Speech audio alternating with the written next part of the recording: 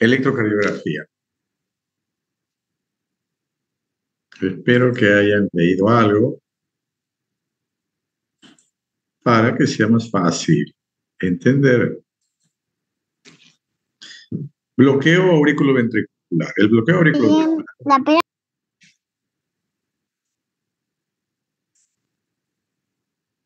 El bloqueo auriculoventricular es un bloqueo que se produce entre las aurículas y los ventrículos, como su nombre lo indica, diferente al bloqueo de rama, que es un bloqueo que se produce en una de las dos ramas, izquierda o derecha. Aquí hay una desconexión entre la aurícula y los ventrículos, y hay de diferente grado. La desconexión total, por supuesto, es el bloqueo auriculoventricular de tercer grado. Son arritmias frecuentes. Arritmia es todo lo que está fuera del ritmo normal, que sería el ritmo sinusal, y que también modifica la frecuencia cardíaca. Entonces, hay bradiarritmias, taquiarritmias, ectasistolias y bloqueos. Los bloqueos generalmente van a dar bradiarritmia y algunas taquicardias, por supuesto, van a estar por encima de 100. Hay diferentes tipos de taquicardia. Aparte de las ectasistolias, son arritmias frecuentes que aparecen a veces en personas normales, pero también en cardiopatía isquémica y en ancianos, obligando en ocasiones a la colocación de marcapasos transitorios o definitivos. Generalmente entonces van a producir enlentecimiento de la palpitación, de la frecuencia cardíaca, lo que va a ocasionar trastornos especialmente de perfusión a nivel del cerebro. Pueden causar astenia, desánimo, síncopes o precipitar una insuficiencia cardíaca. Debemos investigar los iones en sangre para saber las causas, para investigar, para poder tomar alguna decisión terapéutica. Tenemos que pensar en que puede haber trastornos de los iones, especialmente potasio, magnesio e incluso sodio. Y fármacos que toma el paciente, digoxina, que ya casi no hay paciente con eso, pero sí con betabloqueadores. A veces el paciente está con una palpitación lenta, pero no es por un problema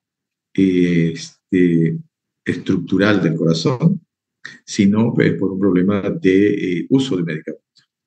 Etiología, entonces, para que se dé bloqueo auriculoventricular,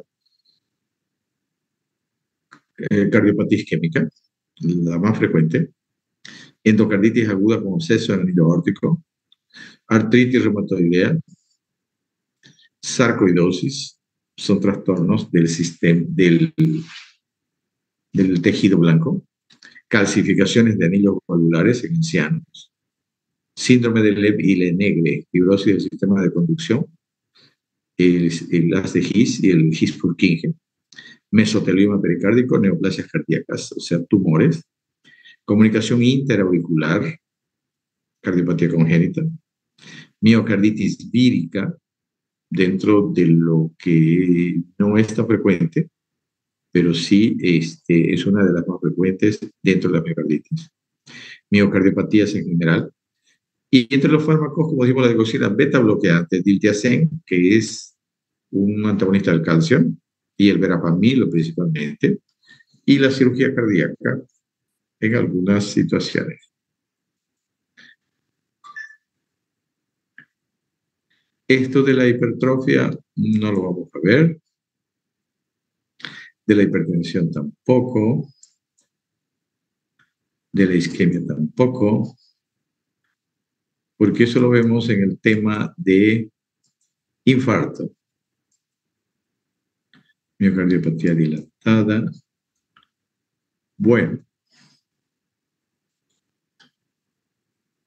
en la clase próxima voy a explicar en la pizarra los tipos de bloqueo. Ahora vamos a pasar a ver los otros exámenes complementarios.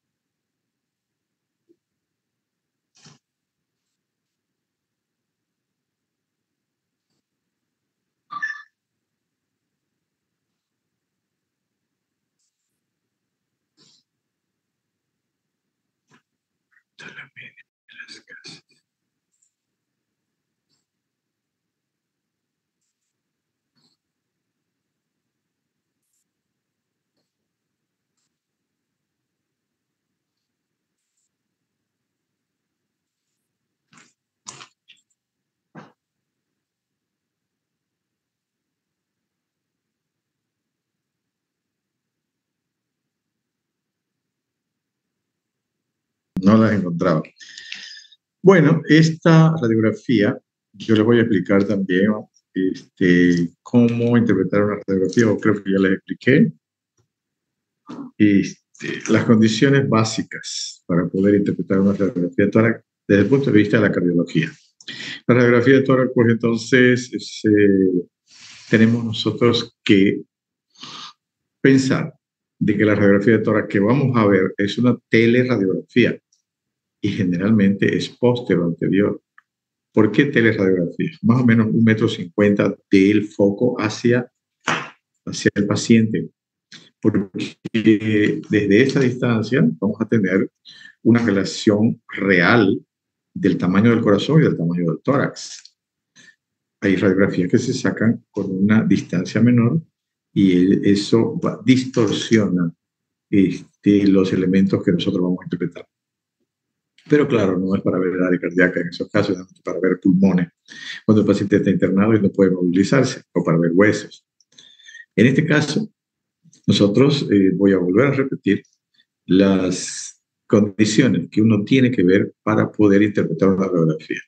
No interpreten la radiografía de forma directa. ¿Qué es lo que tienen que observar en una radiografía de tórax? Básicamente, desde el punto de vista de la cardiología. Básicamente, ¿no?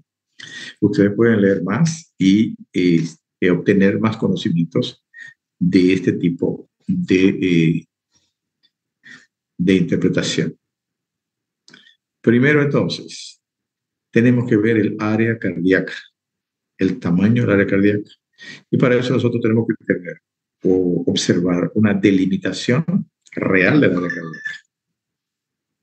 Porque si no lo observamos bien, no podemos calcular el tamaño.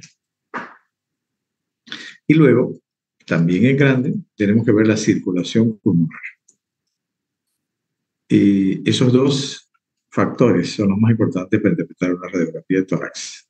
Son los que nos permiten observar si existen alteraciones en el corazón que pueden estar dando síntomas y signos, especialmente relacionados con la insuficiencia cardíaca o con algunas cardiopatías congénitas o algunas miocardiopatías. Esta no es una radiografía normal. Lo ideal primero es ver una radiografía normal, pero depende también, la radiografía depende también del biotipo de la persona. Si es una persona alta, puede tener un corazón en gota. Y si es una persona bajita o que tiene un poco de abdomen mayor, el corazón va a estar más horizontalizado. Muy bien, entonces, 3 condiciones para interpretar la radiografía de tórax. Primero, que esté bien centrada. Aquí no se observa muy bien, pero aparentemente, de acuerdo a las clavículas,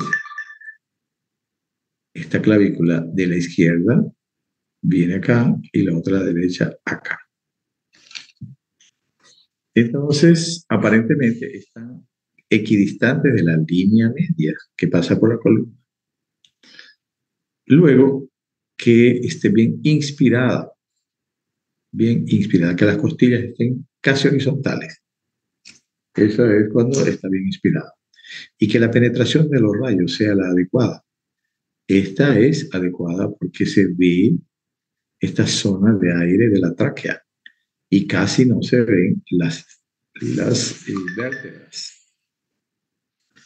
Muy bien. Estas 3 condiciones son las básicas para interpretar.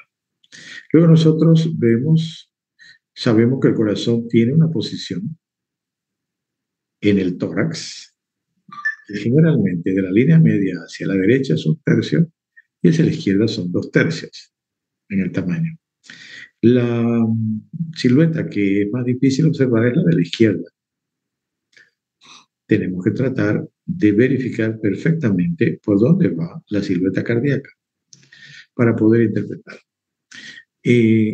Lo que les llama mucho la atención a ustedes es el botón aórtico. Generalmente al lado izquierdo hay 3 arcos: arco aórtico, arco pulmonar y arco del ventrículo izquierdo. En la derecha hay 2 arcos: el arco de la vena cava inferior y la vena cava superior. Entonces, nosotros, estos arcos ya son manifestaciones especiales de un trastorno del área cardíaca. Nosotros vamos a interpretar todo del área cardíaca y para eso tenemos que medir. En la parte más ancha del lado derecho de la línea media, trazamos una línea media aquí sobre la columna. De la línea media hacia la derecha en la parte más ancha y de la línea media hacia la izquierda en la parte más ancha. Generalmente esta línea es superior y esta es un poquito más inferior.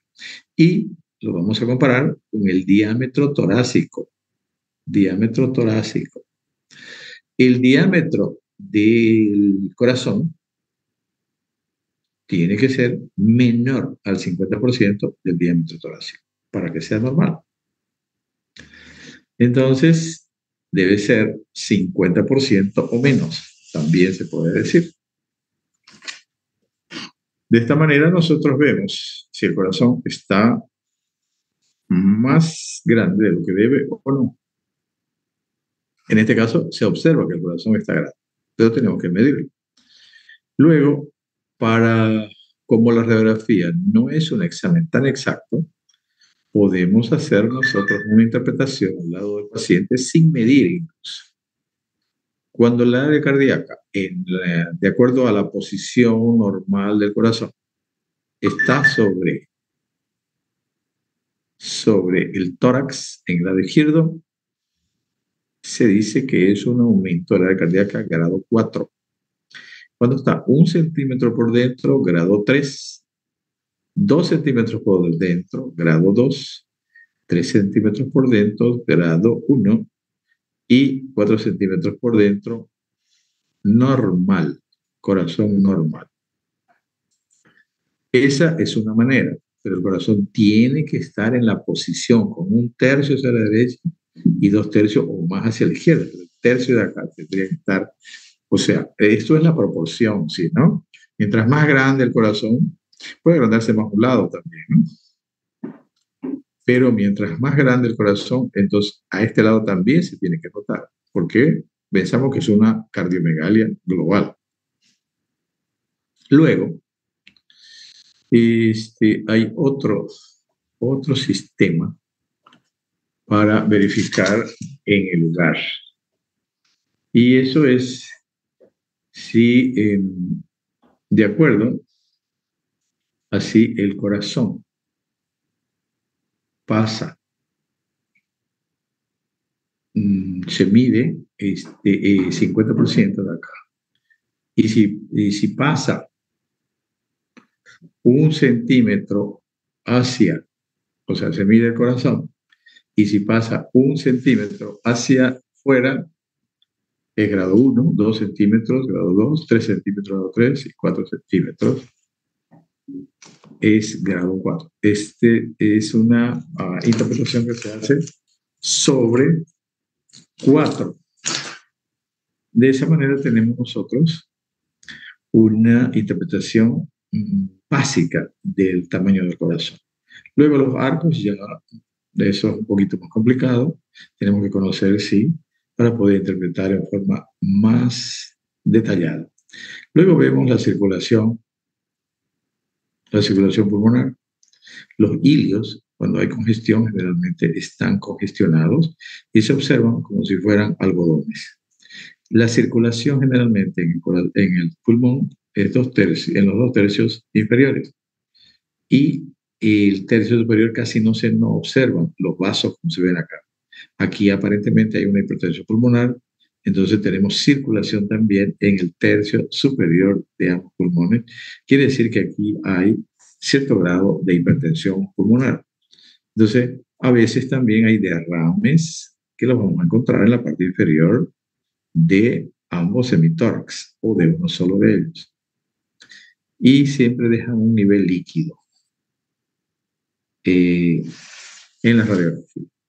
Eso es lo básico que podemos obtener de una radiografía de tórax simple. Bueno, vamos a seguir yendo. El ecocardiograma, como ya vimos, también les expliqué en la insuficiencia cardíaca, pero aquí con un poquito más de detalle.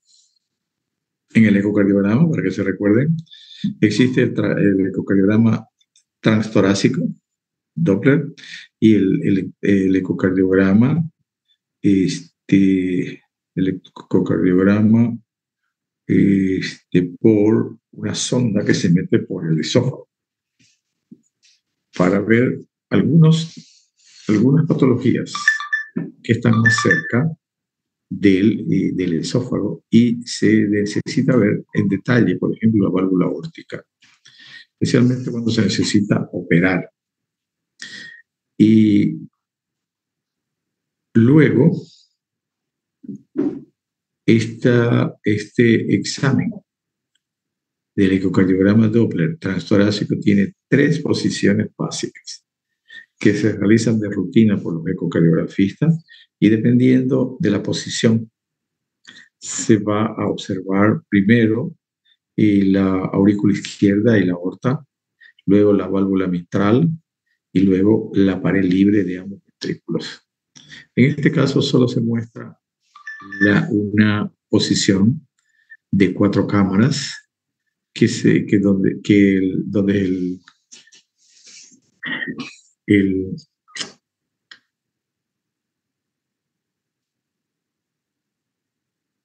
donde se toma la muestra o se toma la vista es en la punta del corazón. Entonces se observan las 4 cámaras, se parte el corazón en 4 por la mitad. El ultrasonido lo parte y por eso se ve, anatómicamente se ve aquí. El transductor está aquí, el transductor del ecocardiograma. Con el ultrasonido, que va y es como si cortara el corazón en la mitad para ver el ventrículo izquierdo, el ventrículo derecho, las válvulas, aurícula izquierda y aurícula derecha. Aquí está la desembocadura de las venas pulmonares. Y esta es la salida de la aorta. La prueba de esfuerzo. ¿Para qué sirve? Dijimos la prueba de esfuerzo. La prueba de esfuerzo principalmente se lo utiliza para diagnóstico de cardiopatía isquémica en las patologías donde existe, por ejemplo, una angina estable, pero que cuando se hace un electrocardiograma no se observa nada. Entonces, para confirmar de que realmente los síntomas del paciente están relacionados con con modificaciones en su electrocardiograma, por ejemplo, se hace el test de esfuerzo, que es controlado y que tiene un protocolo. Se puede hacer en la bicicleta ergométrica que se llama, o en unos le llaman caminadora, en este caso se llama banda sin fin, y que no solo se camina, sino se trota también, porque el ejercicio va aumentando en intensidad para obtener la respuesta que nosotros necesitamos. Por supuesto que esto no se hace, como dije, se hace con protocolo, entonces no es nomás hacer correr al paciente y punto, sino que existe un cálculo relacionado con la frecuencia cardíaca. Se llama frecuencia cardíaca máxima y se debe llegar a esa frecuencia para que la interpretación de la prueba de esfuerzo sea efectiva, porque si no se llega, entonces es inconclusiva. Y claro, hay otras situaciones, por ejemplo, los atletas que tienen otro nivel, tienen que ir más allá y llegan hasta tener un metabolismo anaeróbico.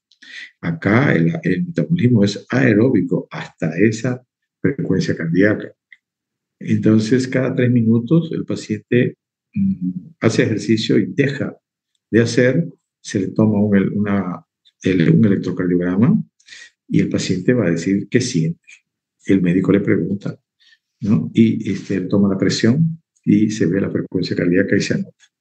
Esa es la prueba de esfuerzo. Entonces se hace para diagnosticar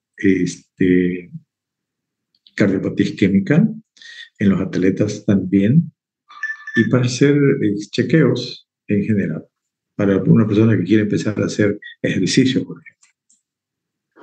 La medicina nuclear Es un examen complementario que no hay en cualquier ciudad porque es un equipo muy caro. Se hace con radioisótopos y es para principalmente también diagnosticar cardiopatía isquémica, para ver el flujo coronario y también se puede ver la función ventricular. Aquí en Santa Cruz, el Hospital de San Juan de Dios tiene medicina nuclear y también se puede hacer con test de esfuerzo al mismo tiempo para evaluar.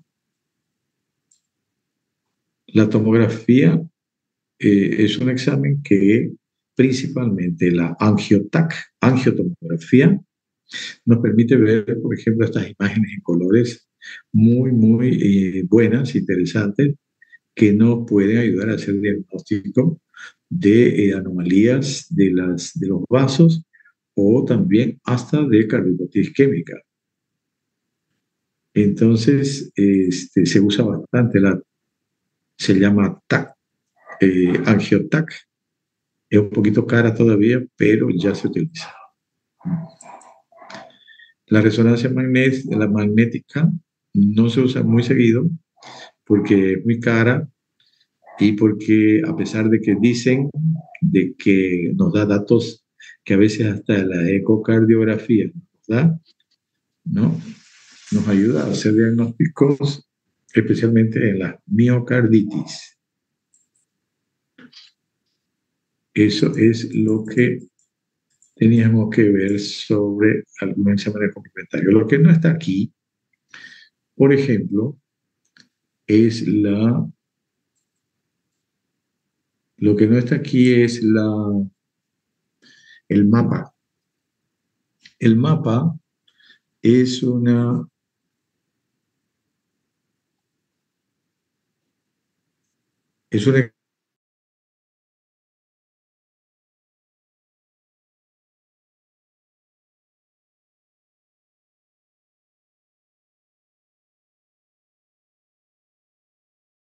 mayúscula, quiere decir monitoreo ambulatorial de la presión arterial. Es como si fuera un holter de la presión arterial. ¿Y cuándo se pide mapa? Se pide mapa cuando la presión, cuando uno en la hipertensión, uno da algún medicamento o cuando el paciente dice que en la casa se tomó la presión y fue alta y ustedes en el consultorio toman y nunca es alta. Entonces, o cuando se hace el tratamiento y el paciente dice, anoche se me subió la presión a diferentes horas, pero generalmente es en la noche, dependiendo a qué hora toma el medicamento. Entonces, para evaluar de que la presión esté controlada a las 24 horas, se hace ese estudio que se llama MAPA, monitoreo ambulatorial de la presión arterial. Es un tensiómetro común que tiene un control, por supuesto, una grabadora, donde cada cierto tiempo va a tomar la presión y la va a grabar. Luego eso se analiza, después de que se retira ese mecanismo y se sacan las conclusiones. En este caso también no hablamos del Doppler, el Holter. El Holter para detectar arritmias, para detectar trastornos del ritmo. Esto es más común, se realiza con más frecuencia y nos sirve para detectar arritmias que muchas veces cuando nosotros vemos al paciente en un momento o sacamos un electrocardiograma, no aparecen. Es por eso que el Holter es muy importante porque se detectan ahí en las 24 horas alteraciones que nosotros quizás en el momento que lo vimos no detectamos nada.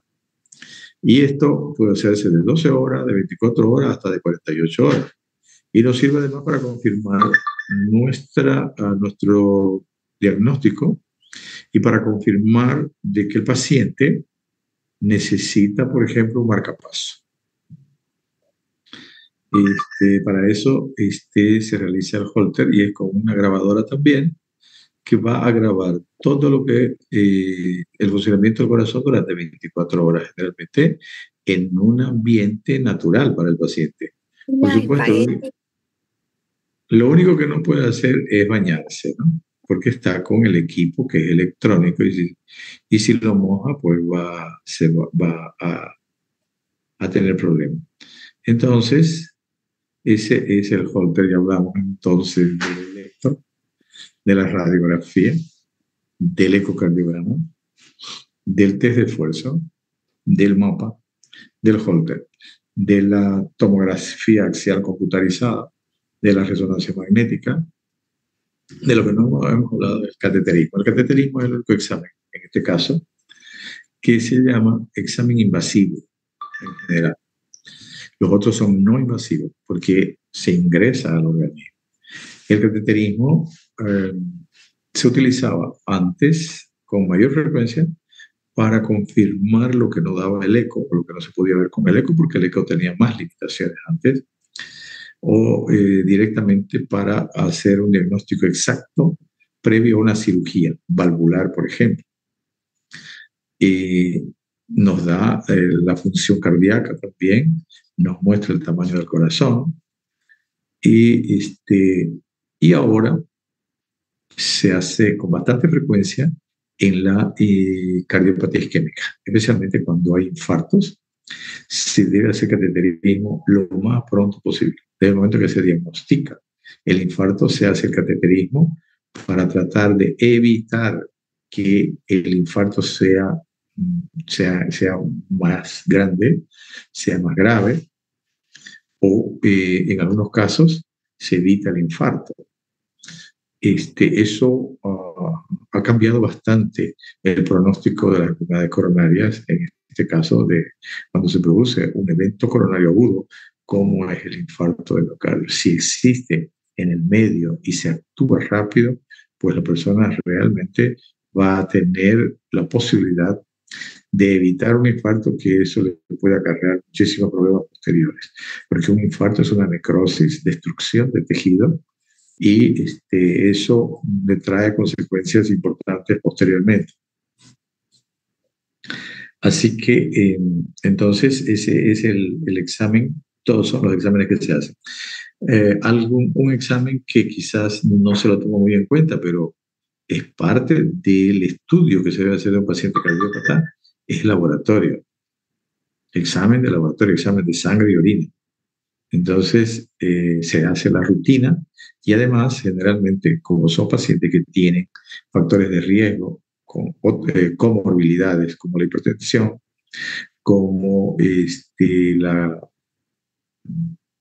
diabetes y algunos otros trastornos, como hipercolesterolemia, hipertrigliceridemia, ácido úrico elevado, trastornos hepáticos. Entonces se debe solicitar exámenes de acuerdo al diagnóstico presuntivo que uno haga del paciente y con eso confirma lo que piensa sobre la patología. Esos son los exámenes complementarios en cardiología. Eh, Como ya dije antes, los básicos son laboratorio, electroradiografía, el ecocardiograma. Últimamente se está haciendo ya de rutina, pero todavía no en todos los lugares hay y tiene un costo todavía importante. Y además ya mucha gente hace ecocardiograma y no siempre los que hacen ecocardiograma están bien preparados, los colegas no están bien preparados. Entonces, no solo por eso, sino porque ¿de qué depende? Que un examen complementario nos dé datos que nos ayuden a hacer diagnóstico y tratamiento. Depende de cómo haya sido hecho, que siempre tienen que verlo con sentido crítico, el examen, y depende del conocimiento que tengamos al interpretarlo. Esas dos condiciones para que nos sirva, porque no nos podemos confiar solamente en el examen. Tenemos que tener en cuenta de que hicimos un buen diagnóstico clínico, de que sabemos realmente las condiciones clínicas en las que está el paciente y el examen complementario solamente nos va a ayudar a confirmar o a descartar alguna patología. Eso es importante y hay que tenerlo siempre presente. Eh,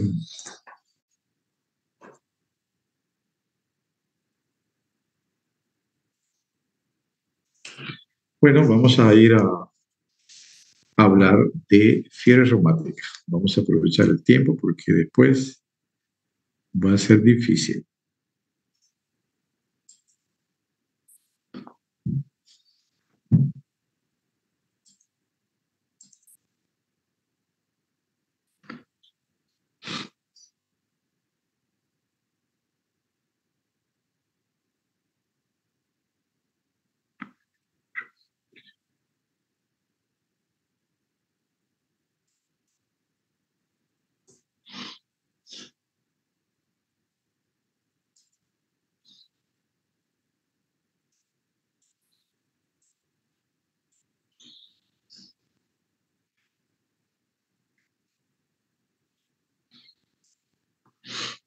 Están viendo, ¿no?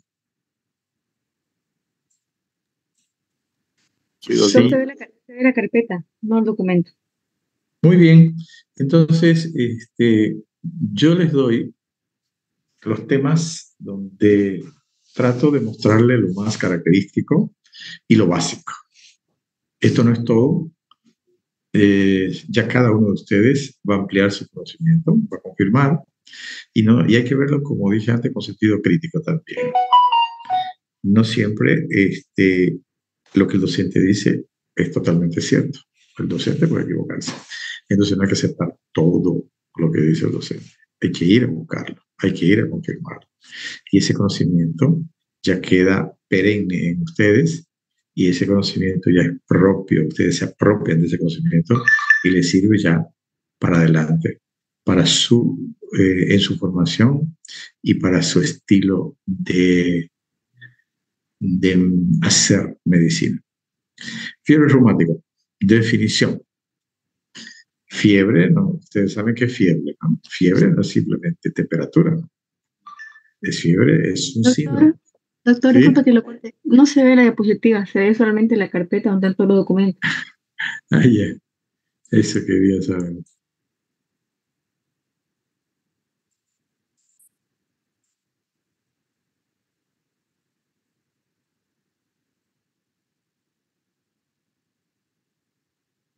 Aura, ¿se ve ahora? Sí, doctor, se ve. Doctor. Muy bien.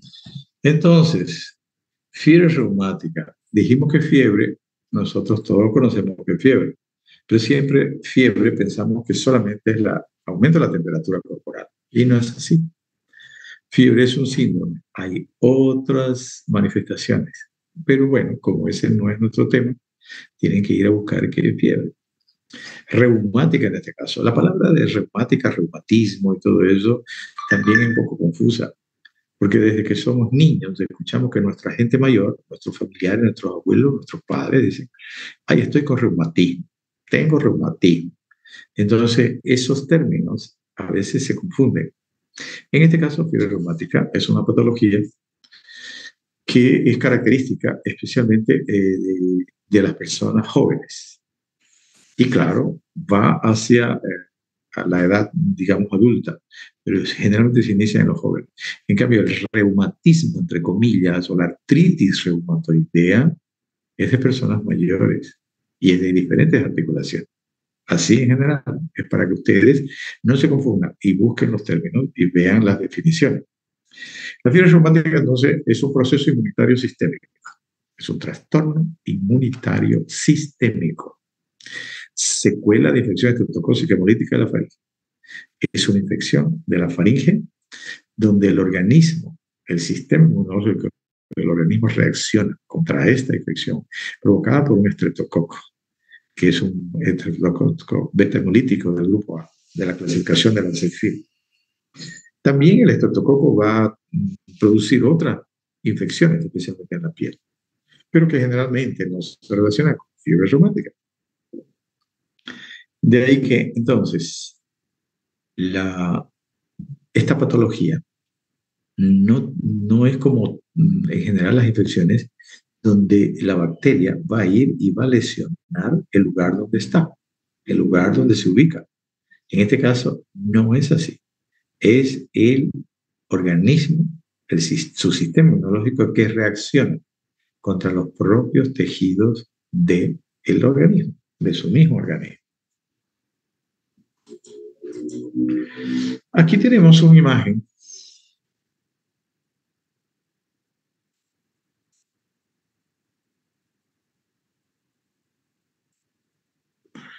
donde aquí están lo que se llaman las fauces, la úvula, la orofaringe. Aquí está la amígdalas, la lengua, baja lengua. Esto es para que recuerden de que la infección se produce aquí. Y también para que vean de que este trastorno va a manifestarse en las articulaciones grandes, puede manifestarse en el corazón, en la piel y en el cerebro. Esos 4 órganos van a sufrir las alteraciones de una fiebre reumática. Por supuesto que no todo el que enferma fiebre reumática aguda, en este caso, va a tener estas lesiones en los diferentes órganos. No, va a ser una misma parte. ¿Cómo se diagnostica la fiebre reumática? Tenemos que ver el grupo etario que ataca. Y dijimos que en los jóvenes la incidencia máxima está entre 5 y 15 años. Eso no quiere decir que pueda haber a menor edad o a mayor edad.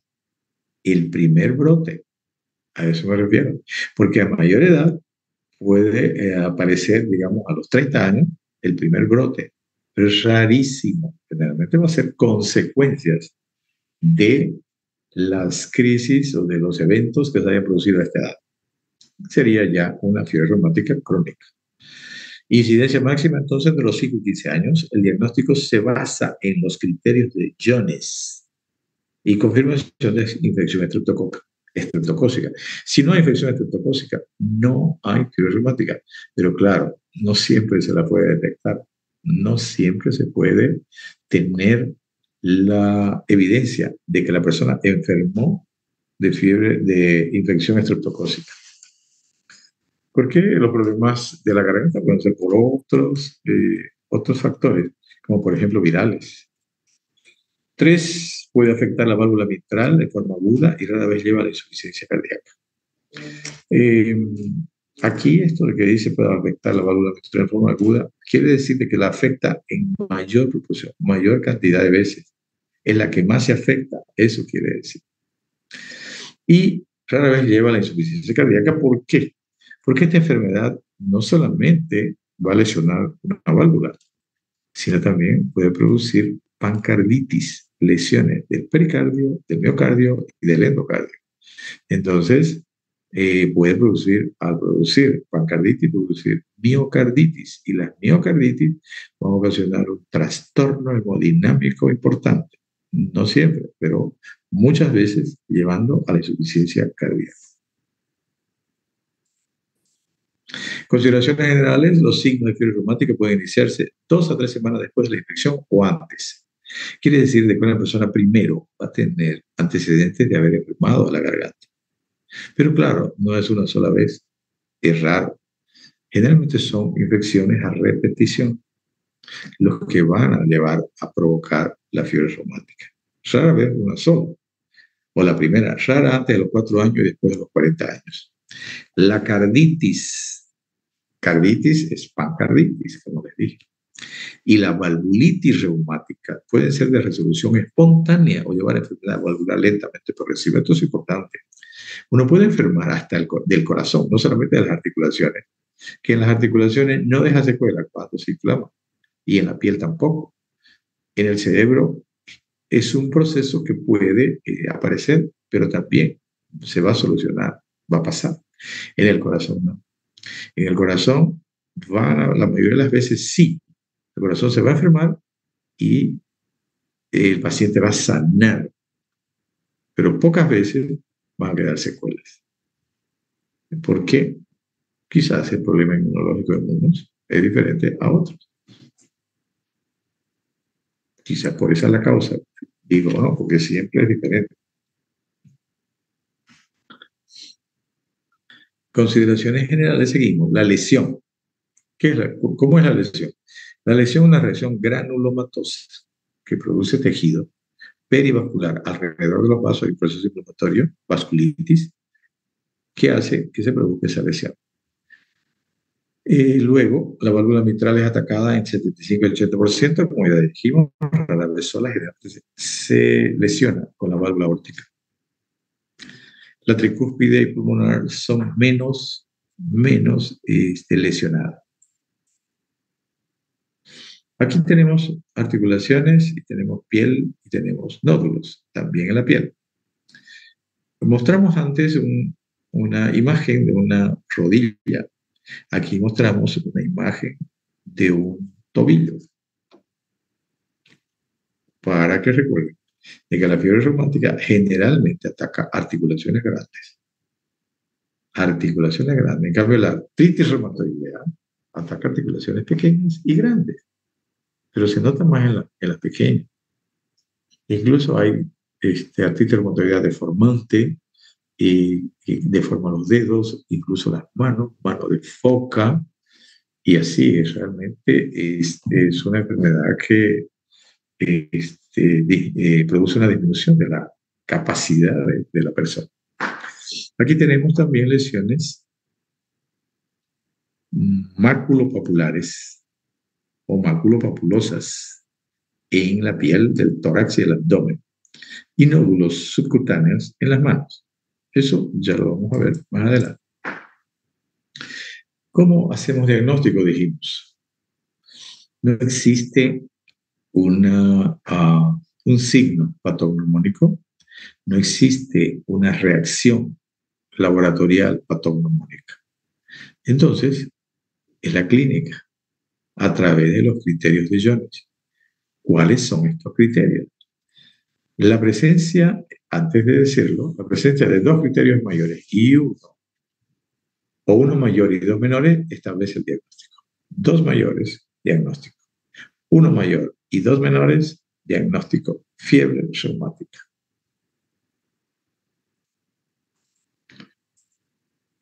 Criterios mayores. Entonces tenemos que conocer los criterios mayores y los criterios menores para hacer diagnóstico, porque el diagnóstico es clínico.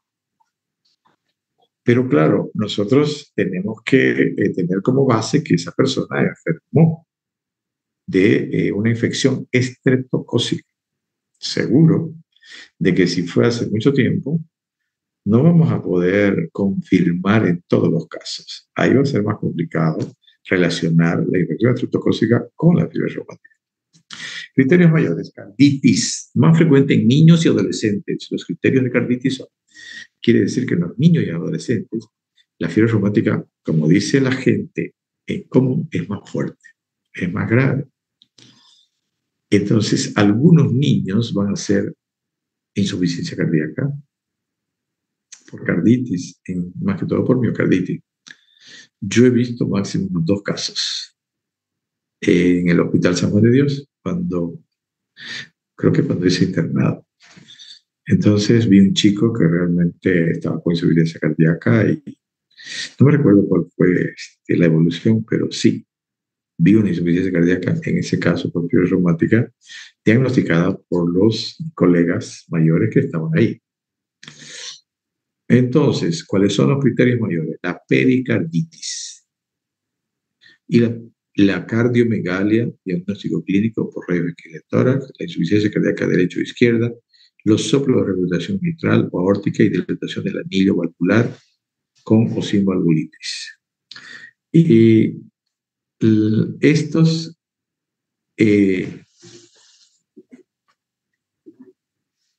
factores nosotros tenemos que buscarlos. Por ejemplo, ¿cómo diagnosticamos pericarditis en la clínica? Tenemos que buscar frote pericárdico. No sé si en semiología les han enseñado a escuchar frote pericárdico. Y eso es porque aumenta el líquido que normalmente tiene el EPI con el pericardio para que la contracción sea mejor, lubrica, ¿no?, el movimiento. Luego, esta carditis va a producir cardiomegalia. ¿Por qué produce cardiomegalias? Porque aumenta el miocardio, se dilata, se distiende. Y esto se puede diagnosticar con la clínica. Antes, cuando no había ecocardiografía, era solo la radiografía de tórax. Y claro, la radiografía de tórax era más rústica que ahora todavía. Los grandes equipos, esos Siemens alemanes, que era más difícil sacar radiografía, como ahora se saca. Tenemos el medio diagnóstico más rápido. Entonces, había que usar la clínica. Y diagnosticar una cardiomegalia no era tan fácil porque dependía del tórax también. Había que hacer percusión, ver el choque de la punta, ¿no?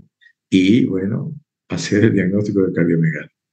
Pero ahora con la radiografía, primero la clínica, por supuesto, y después la radiografía de tórax, podemos ver, como dijimos antes, en los exámenes complementarios, una cardíaca mayor que el que debería tener ese paciente. Y luego la ecocardiografía, que nos ha dado realmente muchos elementos para confirmar nuestro diagnóstico.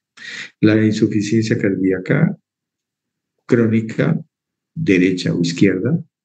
Aquí hace diferencia entre derecha e izquierda, pero eso sabemos y ya dijimos que eso no es una división permanente. Eso es solamente para indicar de que una insuficiencia puede iniciarse como derecha o iniciarse como izquierda, pero inmediatamente, posteriormente, en horas o días, se hace global. No puede haber una insuficiencia cardíaca derecha de meses o años, no existe, ¿no? Inmediatamente se hace global porque el corazón funciona en serie. Entonces, no puede un lado estar bien y el otro mal. Y el otro mal porque no están separados. Los dos juegan un papel importante en la circulación. Entonces, por eso es que la insuficiencia cardíaca puede ser derecha e izquierda, pero al iniciarse, o incluso más, cuando hay situaciones de insuficiencia cardíaca donde las manifestaciones son un poquito más derechas que izquierdas, pero es global. Pero como se inició en la parte derecha por una fibrosis pulmonar, va a manifestarse con una congestión venosa antes que con una congestión pulmonar, por ejemplo. Porque falla el ventrículo izquierdo, se congestiona el pulmón. Falla el ventrículo derecho, se congestiona la circulación periférica venosa. Eso lo digo de una forma abreviada, ¿no? No es tan simple así, pero es como sacar conclusiones así rápidas para que ustedes tengan el factor ese y después vean cómo es eso, por qué se produce. 4 soplos de regurgitación mitral o aórtica, dilatación del anillo valvular con o sin valvular. Soplos de regurgitación mitral o aórtica, ¿por qué? Cuando se produce una dilatación, hemos visto, del ventrículo izquierdo en este caso, o dilatación de la aorta, se van a producir regurgitaciones porque las valvas ya no coaptan, se separan. Inicialmente no hay una lesión importante de la válvula, porque es un proceso inflamatorio agudo. Pero al dilatarse va a producir una incompetencia de esa válvula y la sangre va a regurgitar. Entonces se va a producir, como cuando vimos la insuficiencia cardíaca, una sobrecarga de volumen. La sobrecarga de volumen ocasiona presión sobre las paredes y dilatación de las cavidades. Entonces, por eso es que los primeros soplos son de insuficiencia, son de regurgitación. No va a haber soplos de estenosis todavía, porque para que haya soplos de estenosis se necesita un tiempo, ¿no? ¿Cuánto tiempo se necesita para que cicatrice una herida común? 7 días a 10 días. Entonces, en el corazón se necesitarían, digamos, 30 días. En 30 días o en 3 meses vamos a auscultar un soplo de estenosis. ¿Por qué? Porque ya se produjo una fibrosis, una cicatrización de ese proceso inflamatorio inicial y la válvula empezó a cerrarse.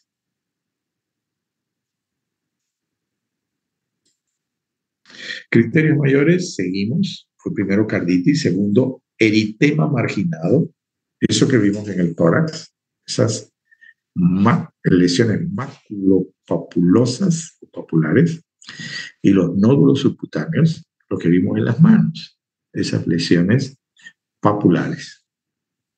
Máculas rápidamente crecientes que toman la forma de anillos con centros claros, a veces elevadas, confluentes o no transitorias o persistentes. Entonces son lesiones que aparecen en el tórax y parte del abdomen y que se van agrandando hasta que se juntan algunas. No sé, ahora no es tan frecuente, pero antes había la onicomicosis, no, la dermatomicosis era frecuente. Entonces, era parecida. Alrededor parece que se expande la lesión dérmica y al medio parece que sana. Así era, bueno, pero que ahora no se ve con tanta frecuencia. Más o menos así son estas lesiones. Y vamos a ver, los nódulos cutáneos se producen más en las articulaciones de las manos. Pero esto con el tiempo se pierde también. Son igual que las lesiones de las articulaciones. Las lesiones de las articulaciones duran aproximadamente una semana y después desaparecen. Desaparece el dolor, la impotencia funcional, la tétrada de Celso, desaparece. Entonces, ¿qué piensa? Y claro, la mayoría de las personas, más antes que ahora, no tenía acceso casi a la salud en los pueblos y entonces uno en el campo no se aguanta más porque no hay casi opciones. Así que uno usa algunos remedios caseros y en una semana sanó. Entonces la gente dice, pero ya sanó. Se piensa de que ha sido por los remedios. Pero esa lesión puede pasarse a otra articulación. Y no necesariamente del mismo miembro, sino de otro, como si saltara. ¿Pero es por qué? Porque el proceso es un proceso global, o sea, de todo el organismo. Es un trastorno del sistema inmunológico. No es una infección que va de un lado al otro. Luego en el cerebro tenemos otro criterio mayor, como es la Corea de Sydenham. Recordemos que hay otra Corea que se llama de Huntington. La Corea de Sydenham se manifiesta por movimientos coreoatetóxicos, quiere decir movimientos involuntarios, principalmente de la cara, de la lengua y de las extremidades superiores. Así. Puede ser la única manifestación. Yo vi 3 casos en mi vida. Las niñas se afectan más, raro en adultos, y aproximadamente un 3% de los casos, de todos los casos de fiebre reumatoide. No es frecuente. Artritis, el último criterio mayor, es la característica de la artritis es una poliartritis. Quiere decir, son varias articulaciones las que se afectan.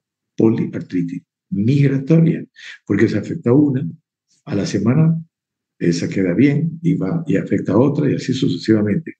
Afecta secuencialmente, no al mismo tiempo, las articulaciones grandes. En adultos puede afectarse una sola articulación. Bueno, esas ya son algunas situaciones que la enfermedad pues no es siempre igual, ¿no? Va a depender de ciertos factores. Entonces en los adultos puede ser una sola articulación la que se afecta solamente. La artritis dura 1 a 5 semanas y se de sin deformidad residual. Entonces dura 1 a 5 semanas y se de sin deformidad residual. Quiere decir, pasó, nunca tuvo nada. Puede hacer lo que quiera. La respuesta rápida de esta salicilato hay características. Responde muy bien a los antiinflamatorios. Mejora rápido. Y claro, antes, por eso dice salicilatos, porque antes no habían otros antiinflamatorios, por lo menos en Bolivia y a mano. O sea, accesible me refiero. Era solamente la aspirina derivado del ácido salicílico, los salicilatos. Y claro, tenía muchos problemas colaterales especialmente los problemas gástricos. Criterios menores. Los criterios menores son aquellos que pueden verse en muchas patologías, o sea que no son tan característicos de la enfermedad que estamos viendo. Entonces los criterios menores son fiebre, se puede presentar en cualquier otra patología, sea viral o sea infecciosa, poliartralgias, quiere decir dolores articulares. ¿Quién no tiene dolores articulares? Especialmente cuando hace algún esfuerzo exagerado. Prolongación reversible del intervalo PR. Esto también en cualquier miocarditis se puede dar. Prolongación reversible del intervalo PR. ¿Qué quiere decir esto? Como vimos antes en los exámenes complementarios de cardiología, hay aumento del intervalo en la horizontal, en el tiempo, PR. Sabemos que lo máximo que debe durar el intervalo PR son 0,20 milisegundos. Sin embargo, si dura más, se llama bloqueo AB de primer grado. En este caso, puede haber un bloqueo AB de primer grado. Yo tengo ese paciente, no sé si les conté, que tuvo una miocarditis aparentemente viral, no es fiebre reumática, fue viral, y que después de 2 años, probablemente sigue con un bloqueo auriculoventricular de primer grado.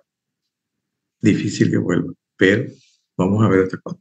Velocidad de sedimentación globular rápida, BSG, evidencia de infección estreptocócica, quiere decir de que uno puede hacer un examen de laboratorio para ver la antiestreptolicina y detectar la presencia de los estreptococos. O antecedentes de fiebre reumática también pueden encontrar. Esos son criterios menores. Muy bien, pues hasta aquí nos quedamos en laboratorio. ¿Alguna pregunta? Falta un minuto. Doctor, ¿los valores de la ASTO cuáles serían? ¿Cómo? ¿El ASTO? Los valores de...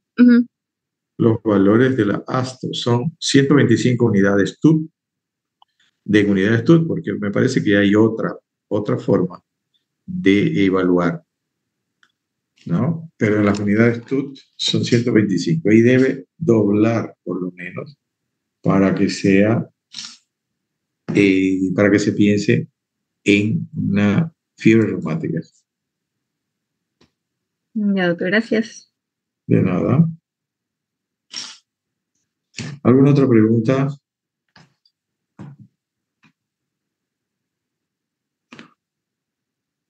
No hay. Bueno, hasta el jueves.